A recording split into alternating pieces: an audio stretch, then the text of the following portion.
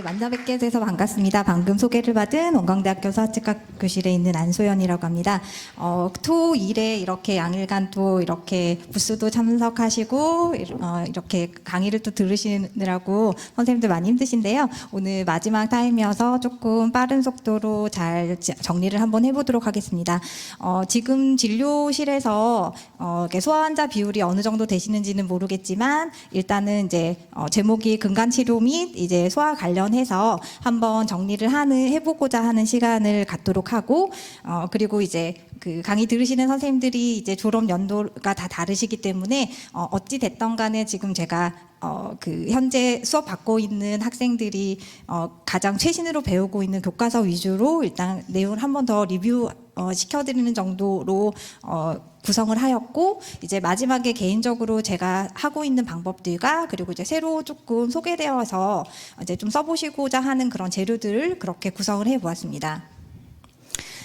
이제 연구진들은 원래 이제 사용하고 있던 이런 기존의 재료들의 단점을 보완한 것뿐만 아니라 기왕이면은 가격도 저렴하고 유사한 장점을 지닌 그런 물질들을 많이 조사하기 위해서 노력하고 있는데요. 그래서 이번 강의에서는 한국에서 개발된 이제 MTA 상품들이 3가지 정도 종류가 되어 있습니다.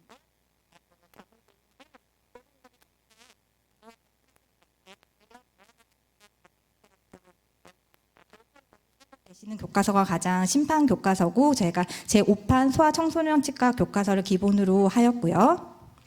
네, 지금 이렇게 재작년에 이제 신판이 나왔고, 이제 해당 챕터는 12장 치수 치료와 그리고 이제 19장의 소아 청소년 치과 파트에서 일부분 이제 내용이 구성이 되어 있습니다.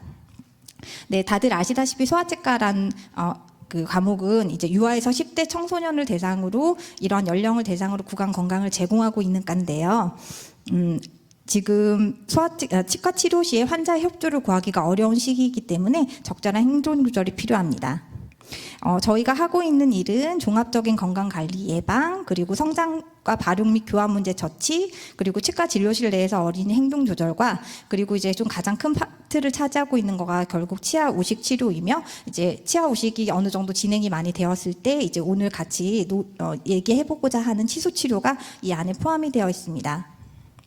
네, 종합적인 건강 관리 이런 것들을 다 했지만도 불구하고 저희가 뭐 전문가 불소도포라든지 식이 조절이라든지 이런 다양한 방법들로 이제 어린이들의 어떤 치아 우식을 어찌 됐던 간에 예방을 하도록 정말 노력을 했음에도 불구하고 아직까지 치아 우식이 완전히 예방되지 않고 있고, 어린이 환자를 대하는 저희 치과 의사들조차도 이런 깊은 치아 우식을 같은 경우에 우식 병소가 치수에 가깝게 되면은 이제 동통이 유발이 되게 되는데, 그런 부분에 있어서 처치에 있어서 소아치과 의사를 할지라도 어려움을 느끼게 됩니다. 일단은 어린이 치료에서 어려움은 이런 행동 조절이라든지 구강 내 해부학적인 구조물이 작고 게다가 입을 벌리고 집중해주는 시간 같은 거가 적기 때문에 저희가 치료에 있어서 더 많은 성인에 비해서 더 많은 어려움을 느끼게 되는데요. 그래서 저희가 치수 질환이 있는 유치를 보존하려고 하는 노력이 매우 중요하다고 하겠습니다. 그런데 성공적인 이런 치수 치료를 하기 위해서는 저희가 이제 영구치하고 유치하고 구조가 다르고, 그다음에 이제 치료를 받는 이런 어린이 청소년 나이의 어떤 특성이라든지 치아의 모양이라든지 해부학적인 특성을 한번 다시 비교를 해봐야지 될 텐데요. 어린이의 유치 같은 경우에는 영구치와 비교를 했을 때 우식이 치수 병변을 호발할 수 있는 이런 형태를 가지고 있게 됩니다. 그래서 네, 이런 식으로 분지부가 있게 되고, 지금 보면은 이런 식으로 치수 강저 부분에 부근간이 많기 때문에 이렇게 육안으로 봤을 때 병소가 없는 것처럼 보였지만 저희가 이렇게 조직 병변으로 다시 보았을 때는 이렇게 안쪽에 괴사가 되어 있는 경우를 종종 발견할 수가 있습니다.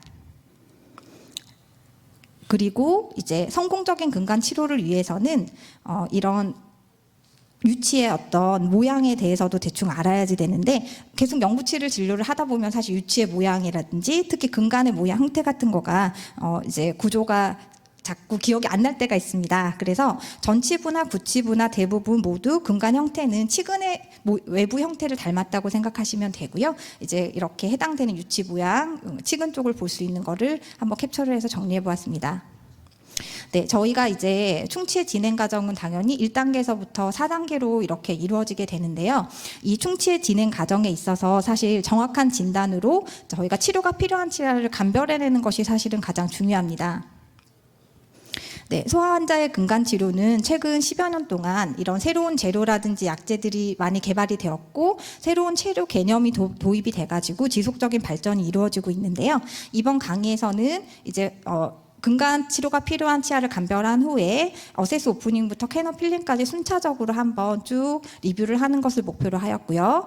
이제 저희가 다시 한번 뒤쪽으로 쭉 진료 부분을 하기 전에 앞서 한 번 더 정리를 하고 넘어가자면 소아치과의 소아 환자에 있어서 근간 치료는 이제 간접 치수 치료, 그리고 직접 치수 복조술, 그리고 치수 절단술, 그리고 부분 치수 절제술과 치수 절제술로 정리가 된다고 할 수 있습니다.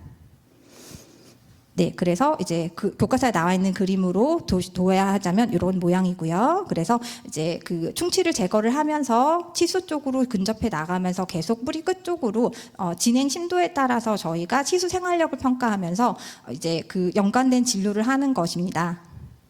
네, 처음 신경치료를 하게 되면은 당연히 많은 시행착오를 겪게 되는데요. 저희가 이런 시행착오를 줄이기 위해서는 치아에 대한 기본적인 지식과 재료나 기구의 이해, 그리고 충분하게 어떤 연습을 하는 것이 사실 가장 중요하다고 할 수 있습니다. 이제 아까 첫 번째 카테고리였던 이제 간접 치수 치료 같은 경우에는 저희가 이제 우식 상아질의 구조를 보면은 감염 상아질과 이완 상아질 그리고 건전 상아질로 구분이 되어 있는데 여기에서 이제 간접 치수 치료는 크게 두 가지 카테고리로 보통 이해하고 넘어가시면 됩니다. 치아에 있는 우식이 깊기 때문에 이거를 다 완벽하게 제거를 하려고 하다 보면 안쪽으로 신경이 노출이 될 것 같은 깊은 우식에 있어서 유치해서요.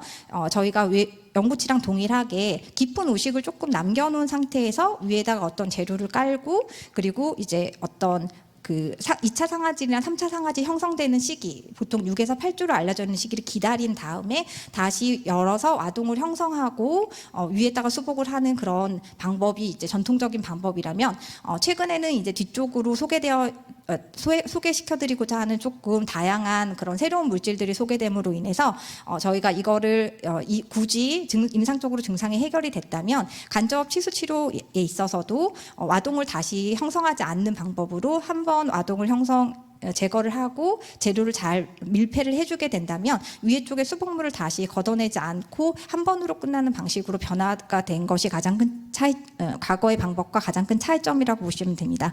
그래서 이제 저희가 안쪽에 조금 밀폐력이 있는 재료를 쓰는 대신에 위에 쪽에서 침을 통해서 들어가는 것을 차단하기 위해서 사실은 소아치과 영역에서는 이렇게 스테인리스 스틸 크롬관을 조금 적극적으로 사용을 하는 걸 추천드리고 있는데요. 그래서 신경치료가 지금 뭐 치수 절단이나 치수 절제술 단위로까지 들어가지 않았지만 그 위에 이런 인다이렉트 펄프 캐핑 단계에서도 사실은 경우에 따라서는 이런 그 기성 금속관을 사용을 하는 것을 추천드리고 있습니다. 그리고 이제 저 같은 경우에는 이제 아까 말씀드렸던 것처럼 상아질이 와동의 재형성을 굳이 할 필요 없이 6에서 8주 정도 수복 상아질이 형성이 되는 그런 시간만 충분히 된다면 옛날 방법대로 다시 열어서 확인하시는 절차를 하지 않아도 된다고 말씀드리고 있고요. 그리고 이제 저희가 와동을 형성을 하는 과정에 있어서 조심스럽게 접근을 했음에도 불구하고 경우에 따라서는 이제 치수까지 침범이 돼서 치수가 노출이 되는 경우가 있습니다. 그래서 이제 큰 카테고리가 이제 다이렉트 펄프 캐핑이라고 불리는 직접 치수 복조술과 치수 절단술이 있는데요. 사실은 이제 여기 사진을 넣지 않은 이유는 직접 치수 복조술 같은 경우에는 유치에 있어서 특히 감염이 되어 있는 유치에서 이렇게 직접 치수 복조술은 별로 추천이 되고 있지 않기 때문에 저희 유치에 있어서는 대부분 생활치수 치료는 치수 절단술 범위에서 이루어진다고 보시면 됩니다. 그래서 밑에 본 것처럼 와동 형성에서부터 밑쪽에 이렇게 지혈하는 것이 교과서적으로 정리가 이렇게 되어 있는데요. 이제 여기서 조금 새로운 어떤 개념이라든지 새로운 제품은 이제 전통적으로 저희가 이제 치수 절단술에 사용했던 것은 사실은 포르모크레졸이었습니다. 그런데 포르모크레졸 같은 경우에는 저희가 이제 앞에서 카테고리가 이거는 살아있는 치수에다가 하는 거잖아요. 그런데 밑쪽에 치근관 쪽을 사실은 이렇게 바이탈리티를 유지를 할 수가 있는 게 아니라 포르모크레졸이라는 약제 자체가 아예 고정을 시키는 그런 개념이었기 때문에 이제 그 중간적인 단계로 이런 포르모크레졸을 사용하지 않는 다양한 시도들이 있어 왔습니다. 그것은 조금 뒤쪽에 다시 한번 언급할 것이고요. 그런데 이제 최근에 이제 포르모크레졸을 이용한 치수 절단술이 중간에 2000년대 초반에 다른 다양한 어떤 것으로 대체되는 움직임에 이어서 최종적으로 사실은 소아치과 영역에서는 유럽 가이드라인이라든지 또는 미국 가이드라인 같은 경우에는 유치에 유구치에 있어서 그 치수 절단술에서는 사실은 이런 포르모크레졸이라든지 또는 그 중간에 있던 재료들을 뛰어넘어서 이제 MTA를 쓰는 것이 사실은 에비던스 베이스한 그런 것으로 어느 정도 정립이 되어 있는 상태이고요.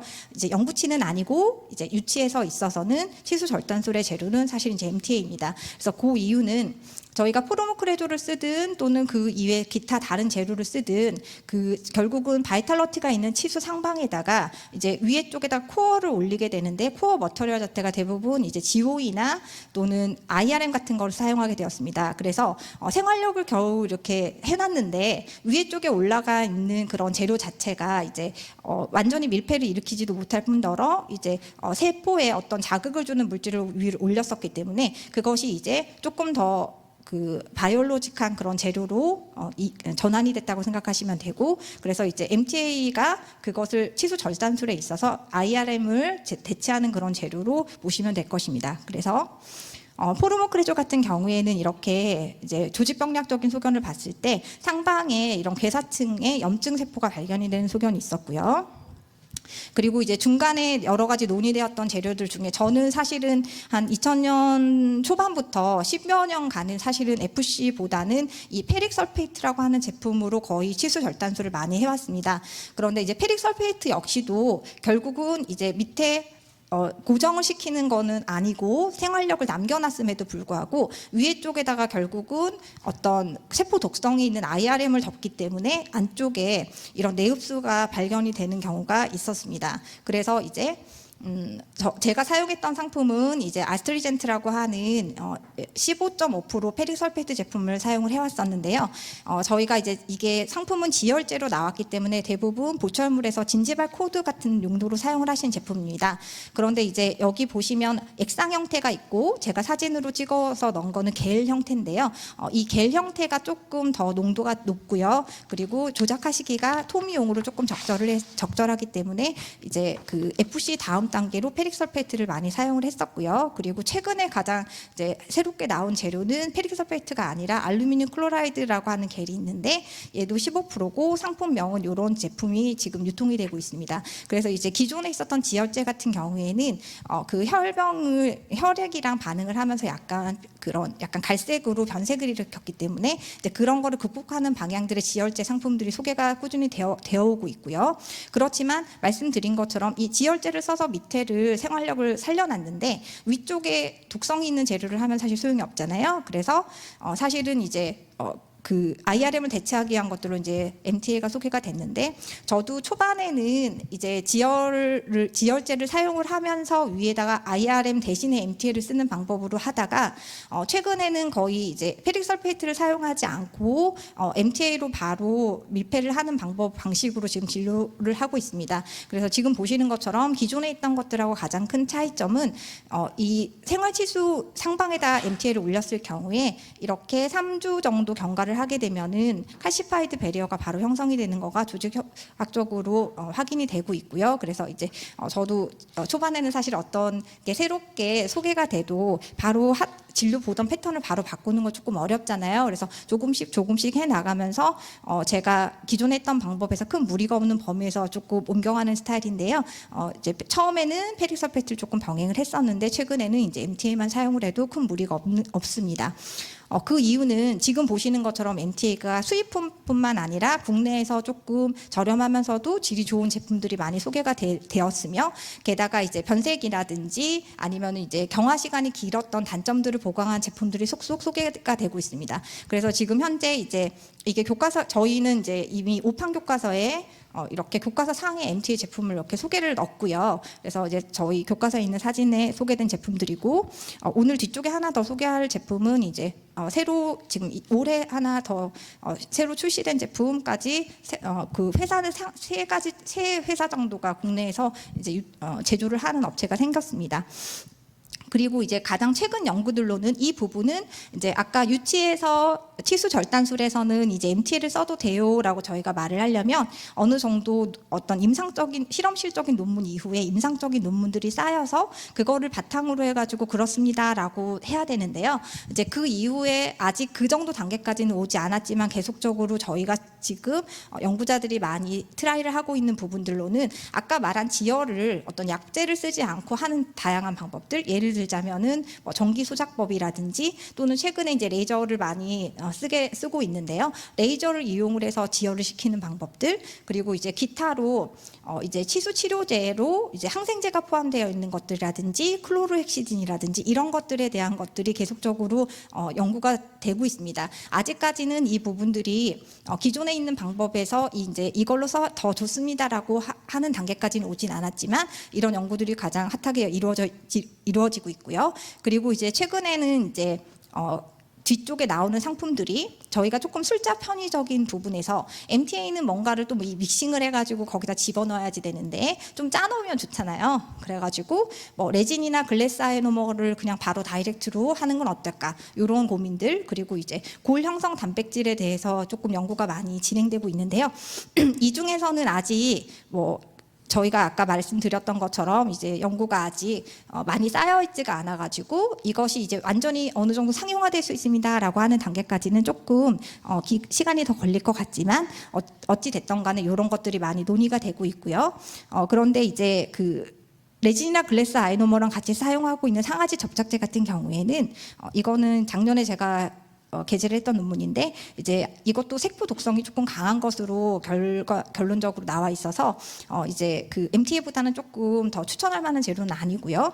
그리고 오히려 이제 골 형성 단백질 부분에 대해서 최근에 많이 연구자들이 관심을 더 두고 있고, 이 부분이 오히려 약간 재생 효과를 더 일으킬 수 있기 때문에 MTA를 조금 뛰어넘는 어떤 반응이 있지 않을까라는 그런 행보가 있습니다. 그리고 저희가 이제 그 치수가 생활력이 없는 상태에서는 이제 성인이랑 마찬가지로 뿌리 끝까지 신경 치료를 하게 되는데요.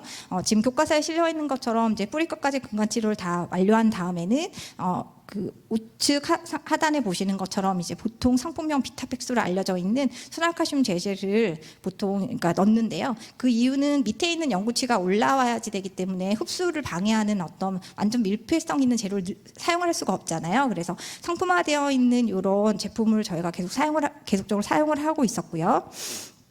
저 같은 경우에 역시 이제 비타팩스 제품을 사용을 하고 있고, 경우에 따라서는 이제 요드 포름이 들어있는 어떤 완전히 이렇게 한번 워싱을 할 수 있는 칼시백스 제품 2가지를 지금 사용을 하고 있는데요.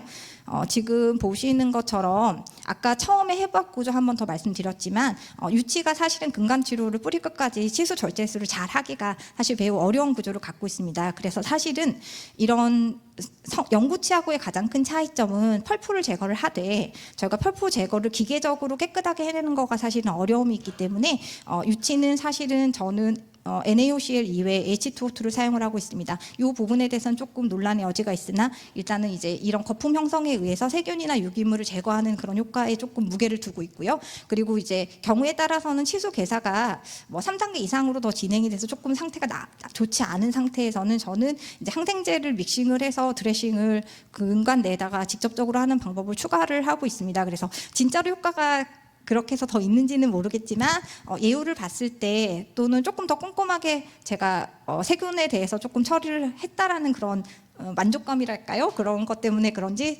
그냥 했을 때와 이런 식으로 조금 저희가 소독하는 용액을 조금 다양하게 잘 적용을 해줬을 때 금간의 세균수를 조금 줄이게 되면 성공률이 조금 더 상승되는 건 맞는 것 같습니다. 그리고 이제 제 케이스들인데요. 이런 식으로 보통 인접면 우식일 경우에 치수까지 신범을 하게 되는 경우가 많고, 그럴 경우에 아까 앞서 말한 이제 다이렉트 캐핑을 제외한 토미라든지 팩토미 방법을 보통 소아치과에서는 진행을 하고 있고, 마지막에는 이 파노라마에 보시는 것처럼 일부는 뿌리끝까지 치수 절제술, 그다음에 일부는 치수 절단술 하고 보통 기성 금속관을 사용을 하고 있습니다. 그리고 이제 여기에다가는 제가 삽입을 하지 않았지만 최근에 지르코니아 기성관이 소개가 돼서 이제 이렇게 특히 신경치료 덴치아 같은 경우에는 사실 심미적으로 욕구가 강하신 경우에는 기성 금속관을 대체해서 이제 지르코니아 기성관을 사용을 하고 있습니다. 그렇지만 그 부분에 대해서는 아직 조금 논의가 남아 있기 때문에 본 강의에서는 이제 기성 금속관까지만 다루었습니다.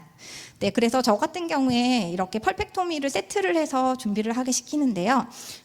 당연히 파일을 사용을 하고 있고, 그리고 이따가 동영상을 한번 보여드리겠지만 나이타이 파일을 사용을 하고 있습니다. 그래서 사실은 소아에 있어서도 치수 절제술 단위에서 나이타이 파일을 사용을 하시게 되면 이제 과거에는 뭐 계승 연구치가 없거나 뭔가 농양이 있거나 이렇게 상병을 맞춰줬어야지만 나이타이 파일을 보험에서 인정을 했었는데요. 이제 올해부터는 이게 그냥 유치해서 금간에 사용을 하셨을 때 나이타이 파일을 성인의 연구치와 동일하게 인정을 받으시기 때문에 사용을 하시면 되고, 단 뭐 H 파일이나 K 파일을 중복으로 넣으시면 안 되고요. 이제 기존에 있던 H 파일을 제거하고 나이트 파일을 넣으실 수 있고, 근당이 아니라 치아당입니다. 그래서 한 번에 그러니까 여러 개를 사용을 하셨어도 회당으로 한 번 청구를 하실 수 있고, 저 같은 경우는 지금 보시는 것처럼 조금 다양하게 이리게이션 머터리얼하고 그다음에 필요하면 항생제 연고라든지 항생제 어떤 그런 용액 같은 거를 좀 적극적으로 쓰고 있습니다. 그리고 이제 마무리했을 때 이런 모양으로 보통 진행을 하게 되고요.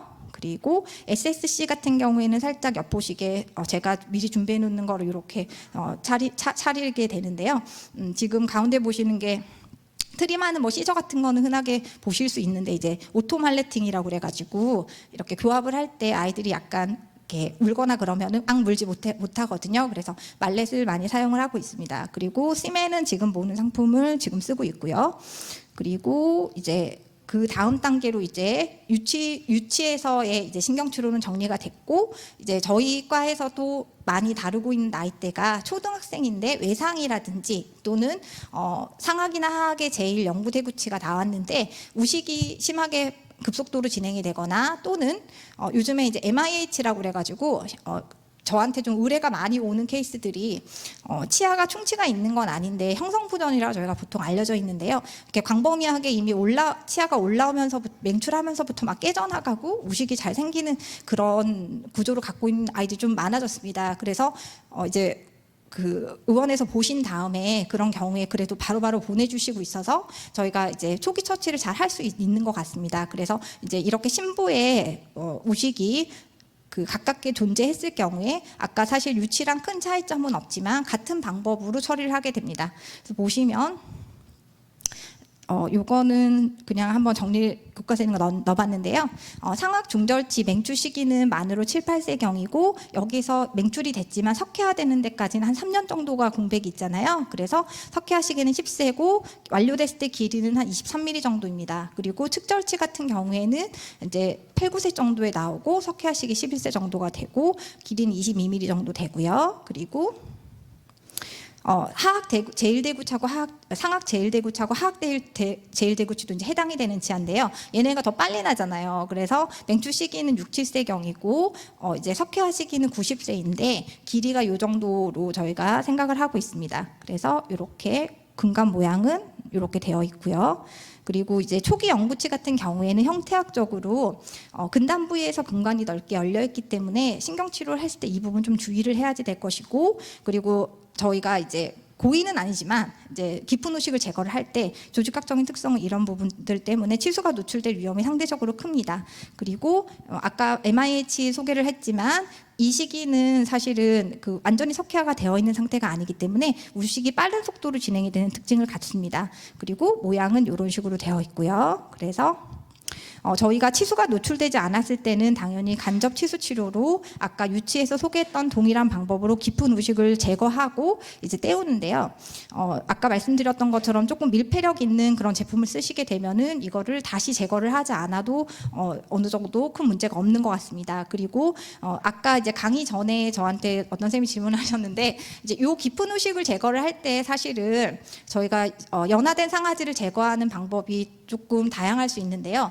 저 같은 경우에는 사실은 요 단계에서 이제 그 보통 라운드바 교과서에 나온 라운드바라는 스푼 익스카베이터도 사용을 하지만 상아지를 조금 더 그러니까 연화된 상아지를 조금 더 녹여내기 쉬운 그런 케미칼 제품들을 사용을 해왔습니다. 그래서 저희가 케모 메카니컬 세라피라고 보통 얘기를 하는데요. 이런 깊은 우식에 있어서 그런 어떤 소개되어 있는 약재들을 사용을 하게 되면은 사실은 이런 치수가 노출이 되는 것을 피하면서 좀 잘 제거를 하고 아까 말한 그 맨 안층에 있는 단단한 층을 조금 정확하게 구분해낼 수가 있습니다. 그래서 2000년대 초반부터 저희가 스웨덴에서 이제 캐리덱스라고 하는 상품이 수입이 되어 왔었는데요. 최근에 이제 사실은 이게 저희가 이거를 쓰지만 이제 보험을 청구를 한다거나 그런 부분에 있어서 국내에서 인정을 받고 있지 않기 때문에 이제 수입품이 유통이 조금 잘 안 되고 있습니다. 그래서 제가 지금 연구하고 있는 테마 중에 하나는 이제 그 제품을 조금 국산화해서 또는 보험 테두리를 조금 집어넣는다면 이제 간접 치수 치료를 하실 때 어떤 거를 저희가 하나 더 쓰고 그 부분을 청구를 할 수 있는 쪽으로 지금 노력을 해보고 있습니다. 그래서 간접 치수 치료도 조금 적극적으로 저희가 저 영역으로 가져와야지 될 것 같고요. 그리고 이제 노출이 이렇게 이 정도 됐으면 또는 뭐 외상 오른쪽에 보시는 것처럼 외상이 됐을 경우 이미 노출이 되어서 왔을 경우에 저희가 이제 치수 절단술을 쓰게 되는데요. 사실은 유치보다는 영구치 이런 미성숙 영구치에서는 치수 절단술 전 단계로 캐핑을 시도를 했다가 실패를 했을 때 다시 절단술로 진행을 하시면 됩니다. 그래서 제가 지금 진료실에서 갖고 있는 재료를 찍어봤는데요.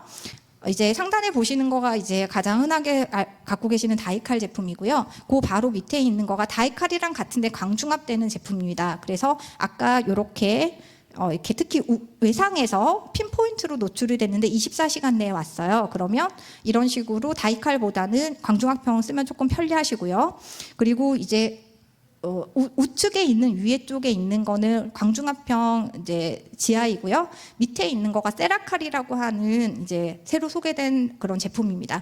쟤는 사실은 캐핑뿐만 아니라 토미용으로도 지금 약간 계속 그 연구가 진행이 되고 있는데요. 저희가 개실험을 통해서 실험실적으로 연구를 했을 때 사실은 MTA 정도로 밀폐력이 있거나 세포 독성이 우수하거나 그런 상품은 아니었고요. 이게 소개된 것 자체가 절단용으로 소개된 거가 아니라 지금 이런 캐핑용으로 소개가 되었기 때문인 것 같습니다. 그런데 캐핑용으로 사용했을 때 다이칼이랑 비교했을 때 이렇게 접착력이라든지 그런 부분에 있어서 이런 기타 새로 나온 제품들이 어떤 장점이 있고요. 그리고 이제 맨 아래쪽에 캡슐로 들어있는 거가 이제 바이오덴틴이라고 하는 제품인데요. 얘도 MT의 한 종류이고요. 이 제품 자체도 말씀드린 것처럼 이제 캐핑뿐만 아니라 토미용으로도 사용을 하는 용도로 소개된 제품입니다. 그래서 이런 제품들로 보통 이제 캐핑을 제가 진행을 하고 있습니다. 그리고 치수가 노출이 되었을 때 저희가 할 수 있는 미성숙 연구체에서 또 특별한 방법들이 있는데요. 에이펙소제네시스하고 그 다음에 에이펙시피케이션이 있습니다. 그래서 에이펙소제네시스 같은 경우에는 아까 보신 것처럼 처음에 치아가 나왔지만 뿌리가 다 형성이 되어 있지 않고 그리고 석회화가 조금 더 진행이 돼야지 되는 상태이기 때문에 저희가 노출된 치수에 있어서 치근 단이 형성이 되도록 유도해 주는 것을 말합니다. 그래서 이제 전통적으로 저희가 됐던 거가 이제 두 가지인데요. 아래쪽에 있는 치경부까지 치수를 깨끗하게 제거를 하는 방법과 그다음에 이제 저희가 C백 테크닉이라고 보통 표현을 하는데 그 부분을 딱 이렇게 치경부까지 치수 절단을 하는 게 아니라 노출된 치수 근처로 해가지고 캐핑보다는 조금 더 넓은 범위로 치수를 제거를 하고 그 위에다가 어떤 재료를 얹는 방법 그리고 이제 치경부에서 조금 더 내려가서 그렇지만 근처까지는 아니고 치근의 일부 부분까지 제거를 해서 넣어주는 거를 부분 치수 절제술이라고 해서 파셜 펄펙토미 이렇게 3단계로 구분을 해서 저희가 표현을 하고 있는데요. 네, 교과서 사진에 보면은 이제 파샤 펄포토미 같은 경우에는 치경부까지 다 들어가는 게 아니라 그 일부분에서 조금 아동을 형성을 하고 절단을 시킨 상태에서 위에다 재료를 넣는 방법이고요. 그리고 치경부 치수 절단술은 이렇게 보시는 것처럼 이제 치경부까지 치수를 제거를 한 상태에서 위에 상부를 올리는 것, 이렇게 두 가지로 구분이 되어 있고, 아래에 있는 그림은 전통적인 방법의 치경부 치수 절단술 시행을 하고, 그리고 나서 위에 이제 저희가 저희 같은 경우에는 영구 제일대구치 같은 경우에도 그 SSC가 기성 상품을 소아치과에서 때는 보통 구비를 하고 있기 때문에 여기를 금관으로 바로 하지는 않고요.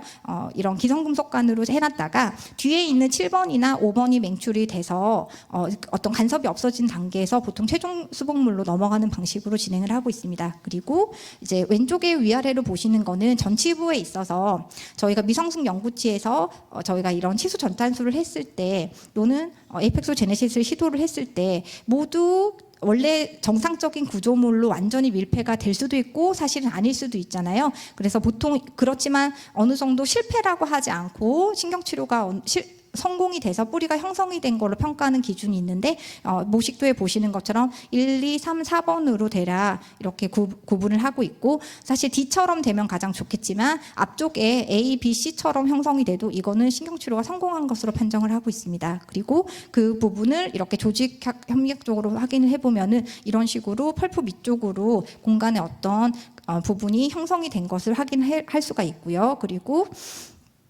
이제 만약에 저희가 생활력이 없다고 판단이 된 치아에 있어서도 그런 비슷한 방법을 하게 되는데 이제 유치에 있어서 치근단 절제술처럼 이렇게 똑같이 뿌리 끝까지 들어가는 것을 말하는데, 뿌리 끝이 미성숙한 영구치 같은 경우에는 저희가 일반적인 그런 것보다 조금 넓기 때문에 이때 시행하는 것을 이제 에이펙시피케이션이라고 얘기를 합니다. 그래서 전통적으로 두 가지 방식, 수산화칼슘을 넣어놓고 장기간 기다리는 것, 그리고 최근에는 사실은 이제 MTA를 이용을 해서 아예 단기간으로 치근단을 형성하는 것, 이거에 장단점이 있는데, 최근에는 사실은 저는 이제 경우에 따라서는 농양이 너무 클 경우에 에이펙시피케이션에 있어서 수산화칼슘을 사용하기도 하지만 대부분은 MTA를 사용을 해서 높은 성공률을 보여주고 있습니다. 그리고 이제 마지막으로 소개드리려고 하는 거는 치수 재생 치료라고 하는 새로운 개념이고요. 얘는 이제 어느 정도 논문으로 나온 거는 사실 2009년 이후기 때문에 굉장히 최신 개념인데 교과서에 이걸 넣었습니다. 그래서 보시면 치수 재생 치료하고 그러면 치근단 형성술하고 가장 큰 차이점은 둘 다 어느 정도 이렇게 그 치수가 괴사 상태를 보이는 거는 맞는데요. 이때 가장 큰 차이점은 치수가 예를 들어서 성인의 완전히 성장이 끝난 영구치에서 진행이 되는 신경치료가 진행되는 거가 아니라 이제 치수 재생 치료의 개념은 괴사됐는데 어느 정도 이렇게 치아가 형성이 될 수 있는 생활력이 남아 있는 치근에 있어서 저희가 치근단 형성술은 아까 보여드렸던 근처까지 저희가 어느 정도 재료를 다 집어넣는 거를 목표로 한다면, 치수 재생술은 혈병을 형성을 해가지고 그 안에 있는 줄기세포 같은 거의 능력을 통해서 저희가 위에 쪽이 밀폐를 시킨 다음에 뿌리가 아까 전치부에서 보여드렸던 것 같은 어떤 그런 형태로 완성이 되는 것을 기다려주는 수식이라고 생각을 하시면 됩니다. 그래서 최근에 이제 국내에서 추가적으로 소개된 세 가지 제품인데요.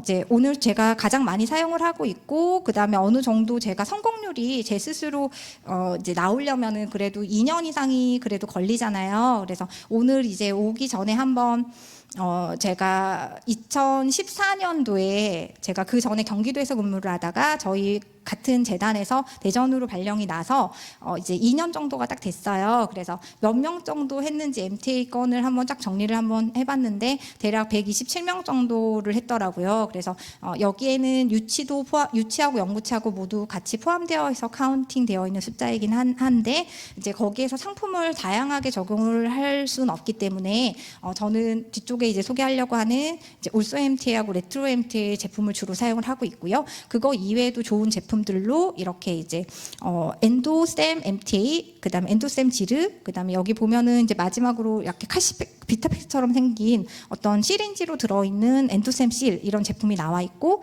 그다음에 여기 상단에 보시는 제품은 이지쌤이라고 하는 새로 출시된 MTL가 하나가 더 있고요. 그래서 국산으로 되어 있는 회사가 이미 세 가지 정도가 있는 그런 나라입니다. 그래서 이런 제품들에 대해서 계속적으로 저희가 임상에 적용했을 때 성공 또는 실패 이런 거에 대해서 계속적으로 데이터가 나와야 되기 때문에 이제 그런 노력을 하고 있고요. 지금 아까 말한 이제 알리피라고 하는 개념은 조금 낯서실 수 있는데요.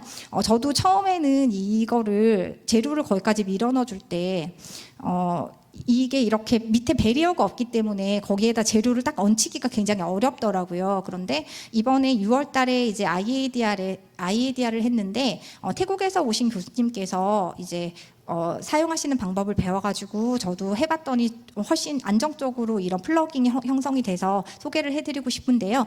이 아래쪽에 보시는 거는 이제 그냥 콜라 플러그입니다. 그래서 저는 저희 과가 뭐 콜라 플러그를 굳이 갖고 있는 건 아닌데 그냥 외과에 있는 상품 중에 콜라 플러그를 갖다가 사용을 하고 있고요. 크기가 뭐 그람수로 조금 크기가 다른 것 같아요. 그래서 작은 거는 2만 원 정도고 큰 거는 3만 원 정도라고 하는데 얘를 이용을 해서 저희가 항생제를 믹싱한 데에다가 그 콜라 플러그를 작게 뜯어가지고 요 캐널 밑쪽에다가 혈병 위에다가 콜라 플러그를 먼저 얹혀놓은 다음에 그 위에다가 MTL을 올리면 조작하기가 훨씬 편해집니다. 그래서 저희가 다시 에이펙시피케이션 같은 경우에는 저렇게 미성수 공간에서 뿌리 끝까지 넣어야 되잖아요. 그런데 알리피는 중간까지 넣고 그 밑쪽에 혈병을 형성하는 수식입니다. 그래서 가장 최신의 방법이고 이제 저 역시도 제 성공률은 아직 조금 케이스가 더 모아져야지 어느 정도 퍼블리싱이 될 것 같은데 현재는 이제 임상 증례식으로 조금씩 만들어 나가고 있는 상태고요. 보여드린 환자는 아기가 집은 대전인데 캠프를 갔다가 얼벌전이 돼가지고 전북대에서 이거를 심어가지고 저한테 보내주신 케이스여가지고 이제 고정은 전북대에서 해서 왔고 제가 이제 신경치료할 때 알리피 방식으로 진행해서 지금 경과를 보고 있는 친구입니다. 그리고 이제 요 밑에는 구치부고요. 36번, 그러니까 하악 좌측 제1대구치에다가 알리피를 시행했는데요. 여기는 이제 근처 원장님께서 의뢰서를 보내주셔가지고 했고, MIH 환자인데 무식이 조금 진행이 돼버려가지고 치근은 완전히 개사가 되어 있는 상태인데 지금 보시는 것처럼 아기가 7세 정도여가지고요. 근첨이 이제 뿌리가 아직 형성이 된 것 자체가 길이도 짧고 근첨이 다 열려 있는데 저도 사실은 제가 구치부를 사실은 루페나 현미경 없이 이렇게 조작을 잘하기가 사실 조금 어려움이 있는데 애가 조금 협조를 잘 해줘가지고 성공적으로 잘 마쳤고요. 지금 보시는 것처럼 맨 마지막 하단의 사진을 보시면 캐널이 3개인데 그중에서 2개는 기존에 있던 에이펙시피케이션 방식으로 MTL 뿌리 끝까지 밀어넣은 거고요. 뒤쪽에 좀 덜 들어간 것처럼 보이는 부분이 콜라 플러그와 항생제로 먼저 혈병 위에 올린 다음에 MTL을 수복을 한 알리피 방식, 이렇게 근간이 3개인데 2개는 에이펙시피케이션 방식, 하나는 알리피 방식으로 마무리해서 지금 경과 보고 있는 케이스입니다.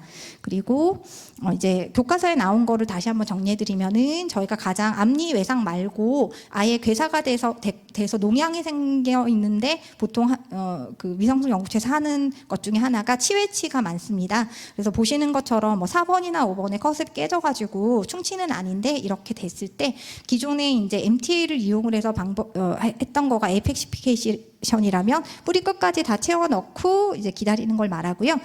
이제 알리피 방식이라고 하는 거는 이 밑쪽에 혈병을 형성한 다음에 위쪽에다가 MTA 같은 재료를 집어넣는 것, 이렇게 2개 비교해서 정리를 한번 해드리고 이제 항생제를 사용을 하게 됩니다. 그래서 교과서 상으로는 트리플 믹스를 보통 추천을 하고 있고요. 사실은 꼭 지금 트리플 믹스가 저희가 상품이 나와 있는 거는 아니기 때문에 그거를 이렇게 그 항생제를 갖고 계셨다가 사용을 하기가 조금 번거로우실 수 있는데요. 그러면은 가지고 계시는 항생제에서 조립을 하셔가지고 일단 항생제를 조금 넣어주시는 게 더 도움이 되고요. 그리고 이제 저희가 마지막으로 이제 이 술식은 다 아는데 사실은 굉장히 아리까리한 게 어떤 게 팩토미를 해야 되는 케이스인지 어떤 게 토미를 해야 되는 케이스인지 이게 참 감별이 어려운 것 같습니다. 그런데 특히나 애들 같은 경우에는 이 당초에 말을 하는 게 이 말을 다 믿어야지 되는지 잘 모르겠는데 저희가 이제 가장 진단에 있어서 가장 중요한 건 결국은 동통의 히스토리인데요. 이거를 이제 물어볼 때 어린아이한테 조금 이해하기 쉬운 언어로 바꿔가지고 해주는 것을 저희가 추천을 드리고 있고요. 뭐 예를 들자면 뭐 누구야 뭐 어제 밤에 잠을 자기 전에 뭐 이가 아팠니? 또는 뭐 음식을 먹을 때 아팠니? 아니면 뭐 가만히 있을 때 아팠니? 이런 식으로 저희가 이제 묻고자 하는 뭐 보통 이제 가역성인 치수염하고 치수충혈이라든지 아니면 이제 아예 뭐 괴사가 됐을 때 이렇게 어른 같은 경우에는 감별하실 수 있는 방법을 다 잘 알고 계시지만 애들 같은 경우에는 이거를 구별해내시기가 좀 어려우시잖아요. 그래서 동통을 일단 물어보시는 게 가장 중요한데 사실은 조금 또 어린이에 있어서는 또 일견 간단한 거가 사실 애들이 말하는 것 자체를 100% 신뢰할 수가 없어요. 그래서 저희가 묻기는 하지만 그 부분에 대해서 크게 이렇게 신뢰도를 크게 갖고 있지는 않습니다. 그리고 두 번째로는 이 뒤쪽에 있는 어떤 성인에서 사용을 하는 어떤 저희가 진단법들이 사실은 유치에선 조금 해당이 안 되는 경우가 많아요. 그래서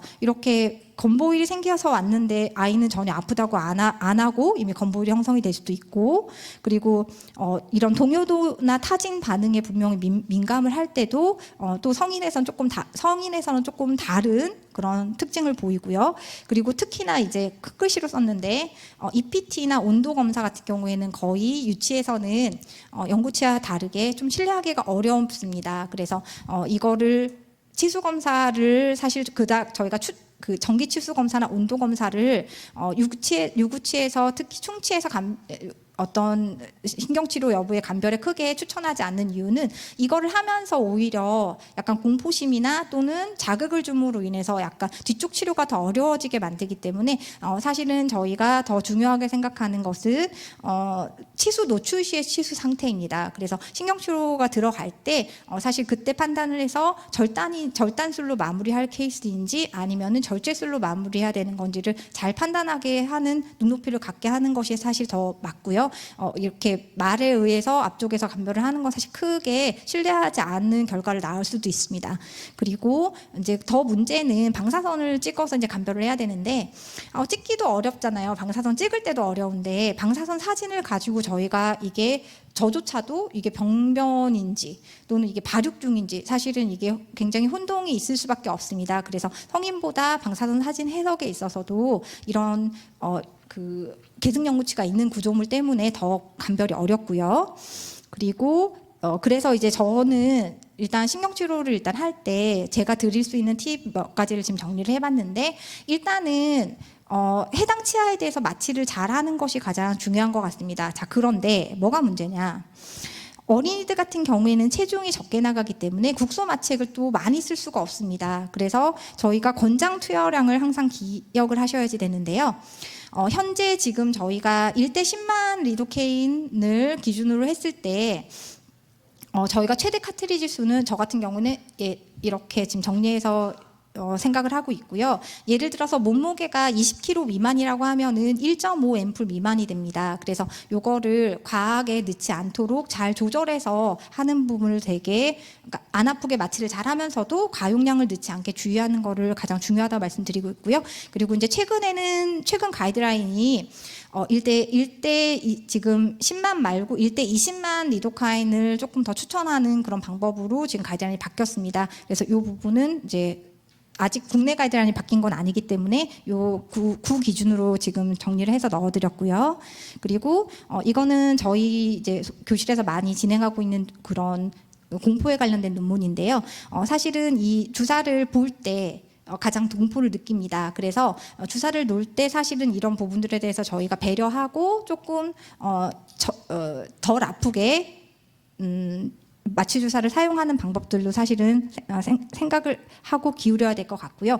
그리고 이제 무엇보다 더 중요한 거는 저는 사실 러버댐을 꼭 사용해야 된다라고 생각을 하고 있는데 제가 러버댐이 안 걸리는 경우를 제외하고는 사실 거의 러버댐을 착용한 상태에서 진료를 하려고 노력을 하고 있습니다. 교과서에 나와 있는 얘기지만 이러이러한 부분 때문에 러버댐 사용이 중요하고요. 그리고 제가 사용하고 있는 러버댐 세트를 지금 사진을 찍어봤고요. 지금 보시는 것처럼 성인용하고 소아용하고 프레임 사이즈가 조금 다르고요. 그리고 시트 수 조금 다른데 지금 보시는 그 시트가 좀 잘 안 찢어져요. 그래서 조금 비용 차이가 나긴 하지만 이제 이 제품 추천하고 있고요. 그리고 러버댐 뚫는 거는 이렇게 뚫는데 제가 쓰고 있는 클램프는 지금 이런 방법으로 그냥 딱 해가지고 사실은 환자별로 조금 계속 바꾸기 여러 개를 구비를 하고 있습니다. 그래서 이제 203번, 204번, 206번, 207번이 이제 유구체에서 쓰는 크기이고요. 그리고 6번 연구체에서 쓰고 있는 건 201번과 205번을 사용을 하고 있고 미맹출일 경우에 프레임이 없는 거 쓸 때 14번 사용하시면 됩니다. 그래서 이렇게 클램프 한번 다 쓰고 계시겠지만 제가 쓰고 있는 거 한번 다시 소개해 드리려고 사진 넣어봤고요.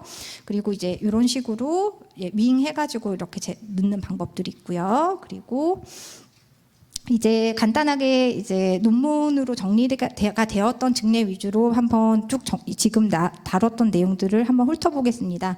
네, 이거가 이제 8월달에 네, 논문이 하나 또 다시 실렸고요. 저희가 증례라고 할지라도 비포 애프터만 바로 낼 수는 없고 어느 정도 이제 칼시픽 배리어가 형성이 되는 시기가 걸리기 때문에 보통은 1년 미만 데이터는 실을 수가 없고 조금 장기간이 걸립니다. 그래서 제가 이제 병원이 한번 옮겨졌기 때문에 그 2년 정도 데이터가 이제 모아지길 기다리고 있었고 하반기 정도에 아까 말씀드렸던 증례들 위주로 해서 아까 보였던 뭐 미성숙 영구치, 그다음에 유구치 별로 성공률이 조금 다시 정리가 되면은 임상적으로 어떻다라고 조금 다시 한번 소개해드릴 수 있을 것 같고요. 지금 보시는 것처럼 여러 가지 앞쪽에서도 소개해드렸지만 브랜드의 상품이 굉장히 저희가 선택할 수 있는 게 다양해지고 있습니다.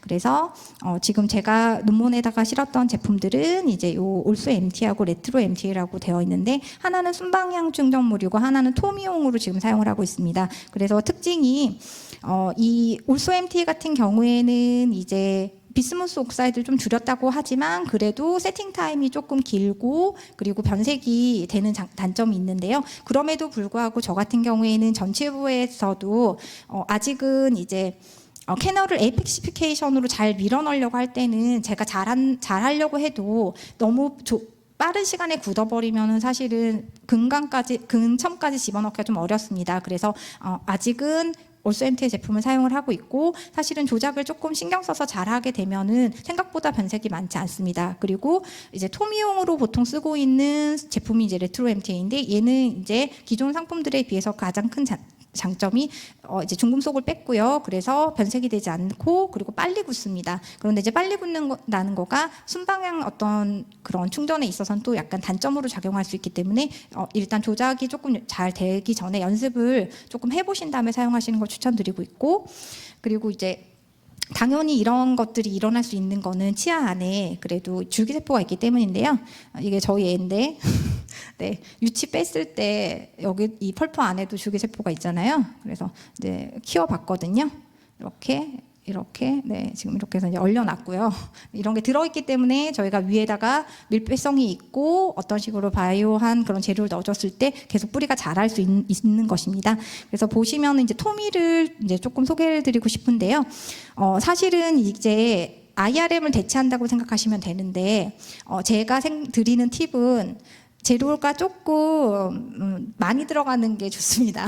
그래서 조금 굉장히 소량으로 밀폐를 하시면 밀폐가 잘 안 돼요, 실질적으로. 그래서 조금 양을 조금 많이 사용을 하셔야지 사실은 성공률이 높아지는 거가 맞고요. 그래서 사실은 재료값이 떨어졌다고 하는데 사실은 또 너무 양이 많이 들어가게 되니까 또 이건 계산을 조금 해봐야 될 것 같고요. 지금 보시는 것처럼 이제 DC가 따로 나오기 때문에 얘는 기존 것처럼 이렇게 슬랩으로 이렇게 굳이 섞지 않으셔도 됩니다. 그래서 이렇게 리퀴드를 바로 넣게 되면은 이런 식으로 되는데 이 상태에서 이제 IRM 대신 토미 위에 상방에다가 그냥 집어넣는 방식으로 진행을 하시면 되고요.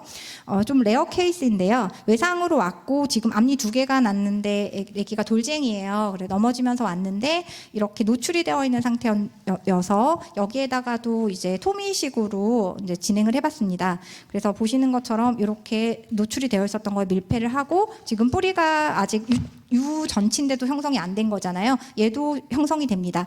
물론 저로서는 이제 팁이 위에다가 스트릿 크라운으로 어느 정도 밀봉을 그러니까 위에 그러니까 신경치료 위에다가 셀로이드 크라운으로 감쌌습니다. 그래서 뿌리가 계속적으로 자랄 수 있게 어떤 케이스이고요.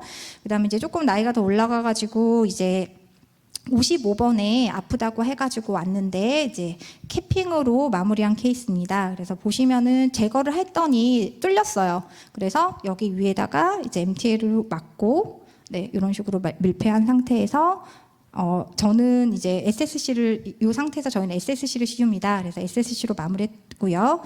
그리고 이제 세 번째 케이스는 이제 하악에서 요구치였는데 이 친구는 토미를 했어요. 그래서 옛날에는 이 상태에서 지혈제를 사용을 했습니다. 그런데 최근에는 그냥 수산화칼슘 죄송합니다. NaOCl로 살짝 지혈을 한 상태에서 MTA를 올리기 전에 마지막으로 증류수로 한번 러싱을 합니다.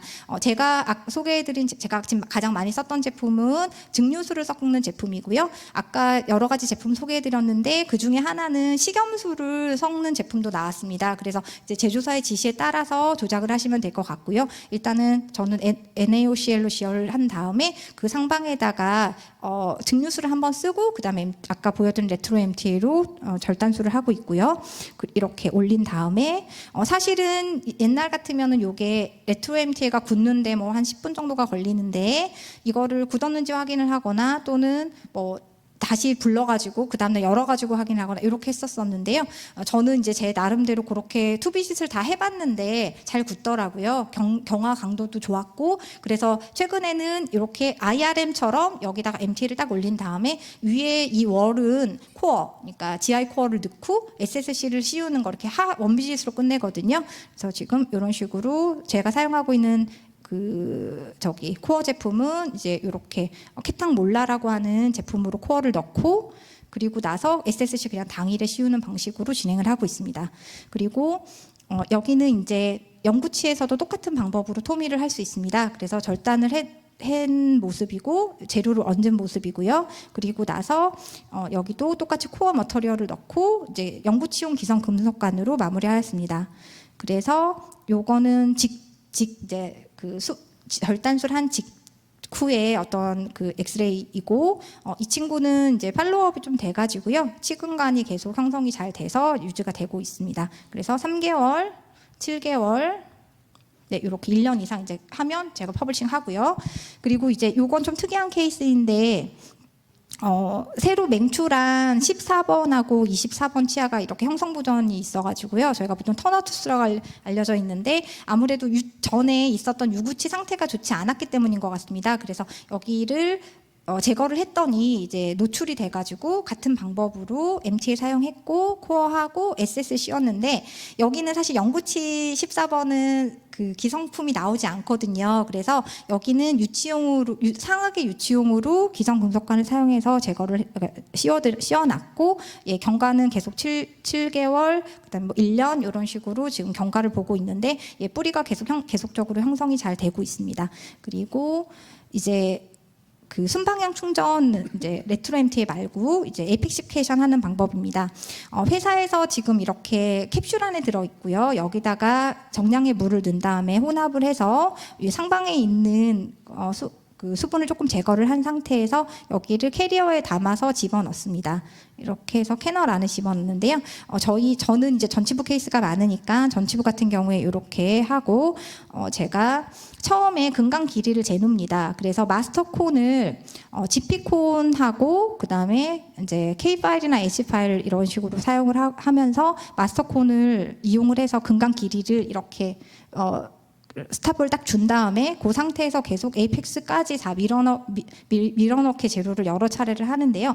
여기서 주의하셔야 될 게 이제 캐리어를 넣었다 뺐다 하시는 과정에서 캐리어가 좀 두껍습니다. 그래서 이제 조작을 조금 잘못하시면 수직 파절 일으키실 수 있기 때문에 캐리어 이용하실 때 조금 조심하시면 좋을 것 같고 그리고 이제 논문에는 거터퍼처 말고 페이퍼 포인트로 이렇게 플러깅 하는 거를 추천하는 논문도 있는데 저는 개인적으로는 그냥 지피콘을 더 선호합니다. 그리고 위에 상방 같은 경우에는 저희가 4mm에서 5mm 정도 에이펙스 쪽에서 윗방향으로 다 채워졌다고 판단이 되면 엑스를 한번 찍고 오게 하고요. 그 다음에 위쪽에 이제 파이버로 되어 있는 그런 포스트를 넣고 코어를 하고 위에를 그냥 레진으로 하면서 바로 원비짓으로 끝내거든요. 그래서 보시면은 이렇게 포스트 집어넣고 이제 엑스레이 찍고 그리고 나서 나머지 부분에 에칭 본딩, 캐날 내용 에칭 본딩 따로 쓰시고 그다음에 이제 그 치관부 있는 거 에칭 본딩 조금 따로 써주시면 더 좋겠죠. 왜냐하면은 근간 안에 있는 부분은 본딩이 사실은 광중합형 본딩을 쓰는 건 의미가 없기 때문에 상품을 나눠서 사용하고 있고요. 그리고 나서 코어 올리고 바로 안쪽에 구멍 뚫었던 자리를 지금 레진으로 메꿔서 크라운을 수복하지 않고 그냥 사용을 하고 있습니다. 그래서 변색이 생각보다 많지 않고 어머님들이 그렇게 불만족스럽지는 않습니다. 그리고 아까 말씀드린 것처럼 저 같은 경우에는 순방향 충전은 아직까지는 빨리 굳는 제품을 사용하고 있지 않고 기존 제품을 쓰고 있는데요.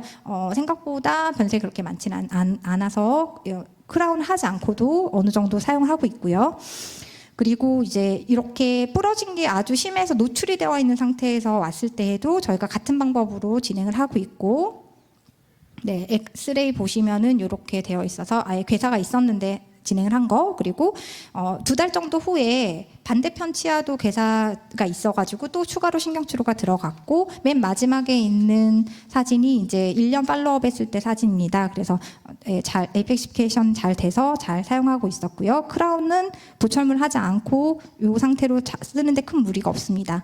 그리고 이제 마지막으로 비슷한 케이스인데 외상이었는데 처음 다친 날은 치아 파절편으로 떼어놨었는데요. 다시 괴사 조경이 보여서 똑같은 방법으로 MTL을 했는데, 여기는 앞서 케이스랑 좀 다르게 이 아이는 근첨이 조금 어느 정도 완성이 되어 있는 상태여가지고 MTL을 실러처럼 이용해서 가운데 들어간 게 지피콘을 같이 사용해 보았습니다. 그래서 지피콘 넣고 MTL 넣고 그 다음에 위쪽에 포스트코어 올려가지고 레진으로 막고 마무리한 케이스고 1년 넘게 팔로우업 했고 큰 문제 없이 잘 사용하고 있고요.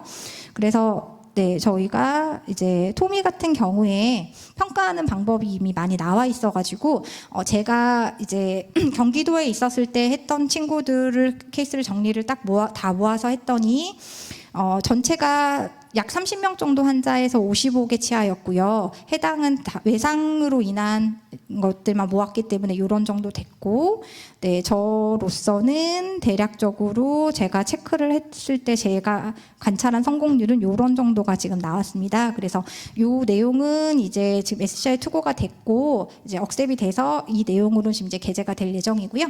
아까 이제 강의 전에 제가 대전 오고 또 얼마나 했나 한번 다 훑어봤더니 한 130명 정도 지금 나와 있어가지고 하반기에 또 정리가 되면은 같은 방법으로 어떤 성공률이 어느 정도 나올 텐데요.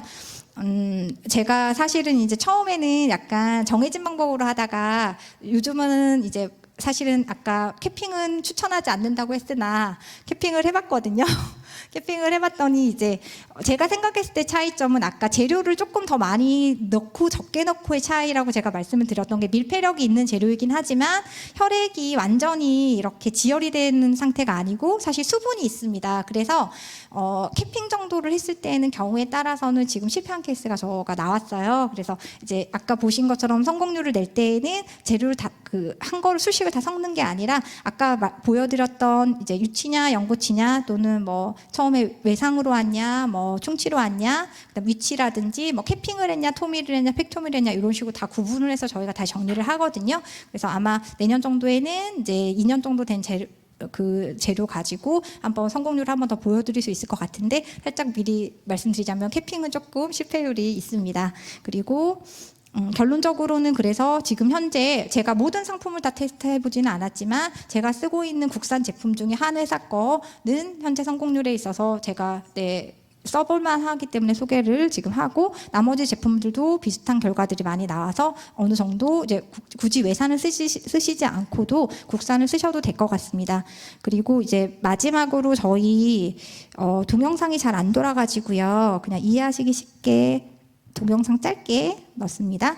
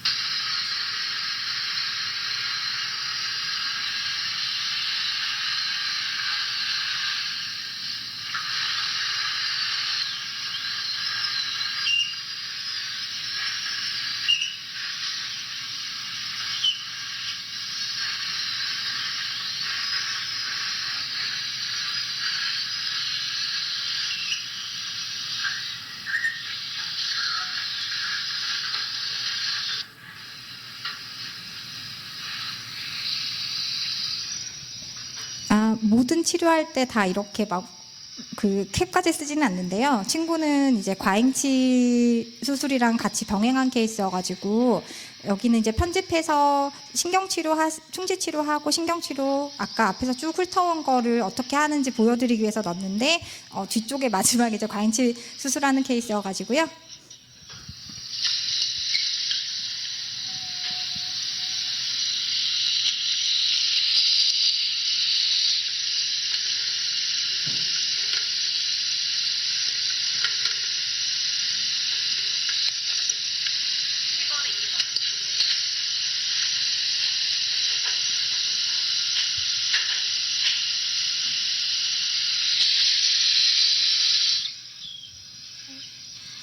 보여드리려고 하는 거가 이제 나이타이 파일을 써서 하게 되면은 치근단 절제술을 하실 때 조금 짧은 시간에 조금 잘 되는 것 같습니다. 그래서 이렇게 네, 지금 엔도 할 때 저희 나이타이 파일 쓰시는 거 추천드리고 있고요.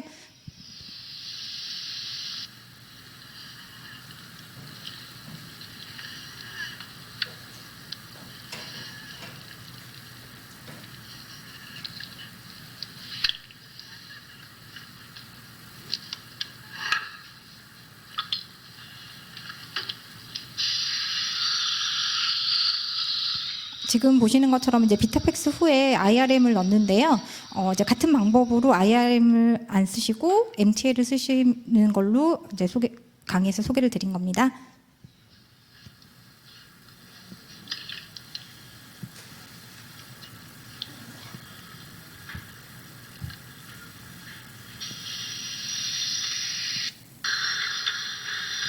아까 보여드린 것처럼 이제 그 절단하고 재료를 올린 다음에 위쪽에 코어는 따로 GR을 쓰고 있고요. 네, 보시는 것처럼 오토 믹서 타입이고 사실은 이제 그 토미용 제품이 이런 식으로 약간 캡슐 같은 데 들어가서 저희가 적용하기에 조금 편리한 식으로 회사에서 좀 제공이 됐으면 하는 바람이 있습니다.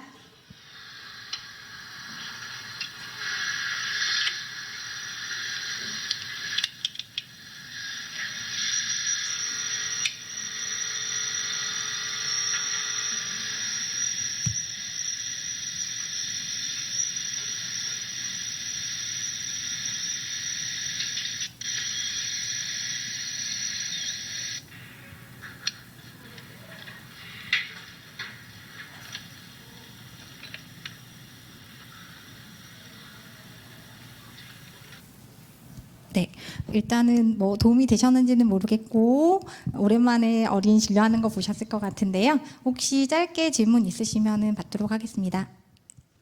잠깐.